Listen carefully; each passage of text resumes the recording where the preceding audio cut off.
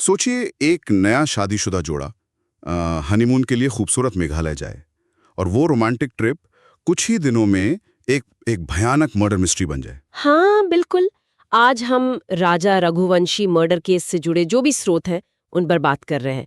ये मामला जैसा आपने कहा मीडिया में काफी छाया हुआ है अभी। बिल्कुल।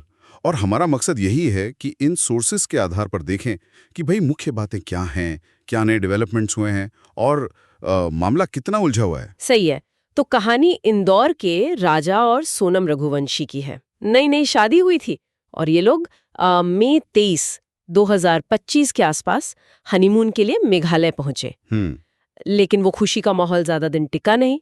राजा अचानक लापता हो गए। लापता हो गए। और फिर करीब 10 दिन बाद वो 2 जून को सौरा के पास एक झरना है, विसाडोंग झरना, उसके पास एक गहरी खाई में राजा की बॉडी मिली। ओह, तो मतलब जो मिसिंग रिपोर्ट थी वो सीधे मर्डर केस बन गई। हाँ बिल्कुल।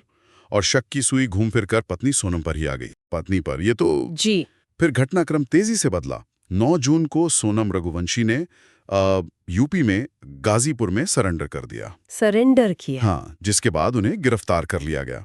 और आरोप बहुत संगीन है। क्या आरोप है? कि उन्होंने अपने पति के मर्डर की साजिश रची और इसके लिए सुपारी किलर्स हायर किए, मतलब भाड़े के हत्यारे। सुपारी किलर्स? हनीमून पर। ये तो बिल्कुल फिल्मी लग रहा है। तो क्या ये कथित साजिश अकेले सोनम ने रची थी, ऐसा कहा जा रहा है स्रोतों में? नहीं, पुलिस की शुरुआती रिपोर्ट्स के हिसाब से तो ऐसा नहीं लगता। आरोप है कि सोनम ने ये प्लान अपने कथित प्रेमी राज कुशवाहा और 3 और लोगों के साथ मिलकर बनाया। 3 और लोग? कौन? हाँ, नाम आए हैं आकाश राजपूत, विशाल सिंह चौहान और आनंद कुर्मी। अच्छा, और इस सब के पीछे कोई मोटिव, मतलब क्यों?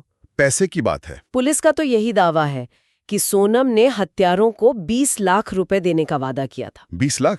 हाँ, और ये भी कहा गया है कि मर्डर के टाइम राजा के पर्स से कोई 15,000 रुपए निकालकर वो उन्होंने हत्यारों को एडवांस के तौर पर दिए। उसी वक्त, मौके पर। जी, ऐसा पुलिस का कहना है। ये जानकारी वाकई अगर सच है तो बहुत चौंकाने वाली है। यकीनन ये बहुत ही गंभीर आरोप है। अच्छा, तो लीगल फ्रंट पर क्या चल रहा है? कोर्ट कचहरी में कुछ हुआ? हाँ, लेटेस्ट अपडेट 21 जून का है। शिलोंग की डिस्ट्रिक्ट और सेशंस कोर्ट ने सोनम रघुवंशी और राज कुशवाहा दोनों को 13 दिन की जुडिशियल कस्टडी में भेज दिया है। अच्छा, पुलिस कस्टडी खत्म होने के बाद? बिल्कुल, उनकी पुलिस रिमांड पूरी हो गई थी, तो अब जुडिशियल कस्टडी। जुडिशियल कस्टडी मतलब अब वो जेल में रहेंगे, कोर्ट की निगरानी में, पुलिस सीधे पूछताछ नहीं कर सकती। सही समझे। पुलिस कस्टडी होती है शुरुआती पूछताछ, सबूत इकट्ठा करने के लिए।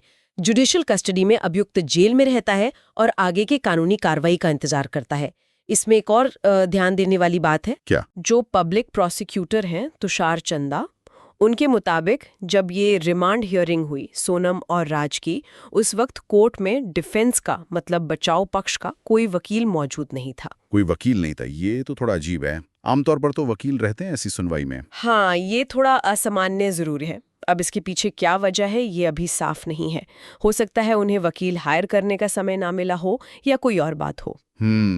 ये एक पॉइंट है जिस पर नजर रखनी होगी। बिल्कुल। अच्छा, इस पूरे मामले में परिवारों की तरफ से भी बयान आ रहे हैं और जैसा कि सुनने में आ रहा है दोनों तरफ से बिल्कुल अलग अलग बातें कही जा रही हैं। हाँ, ये इस केस को और भी उलझा देता है।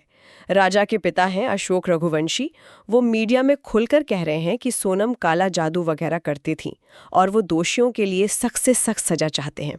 उनका गुस्सा, उनका दर्द समझा जा सकता है। बिल्कुल, एक पिता के लिए इससे बुरा क्या होगा। हाँ। और दूसरी तरफ सोनम के पिता। हाँ, सोनम के पिता देवी सिंह, वो अपनी बेटी पर लगे सारे आरोपों को गलत बता रहे हैं।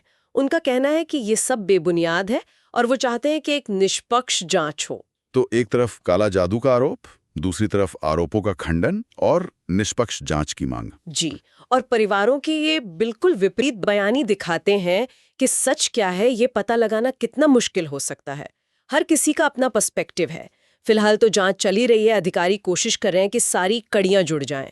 जाहिर है, मतलब एक हनीमून ट्रिप का इस तरह एक भयानक अंत होना और फिर पत्नी पर ही हत्या की साजिश का इतना गंभीर आरोप, इन सब वजहों से लोगों का ध्यान इस केस पर बहुत ज्यादा है। तो अगर हम संक्षेप में देखें, जो जानकारी हमारे पास उपलब्ध स्रोतों से है, एक हनीमून जो मर्डर में बदल गया। पत्नी पर आरोप है कि उसने अपने कथित प्रेमी और कुछ भाड़े के हत्यारों के साथ मिलकर पति को मार डाला।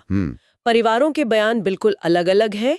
कानूनी कार्रवाई चल रही है और जांच अभी जारी है। वाकई ये मामला दिखाता है कि जो शुरुआती जानकारी आती है, जो पुलिस कहते हैं, जो परिवार कहते हैं, उन सब के बीच सच कितना ज्यादा उलझा हुआ हो सकता है। बिल्कुल। और जैसा इन स्रोतों से लग रहा है, अभी शायद कई और पहलू सामने आने बाकी हैं, तब जाकर पूरी तस्वीर साफ होगी।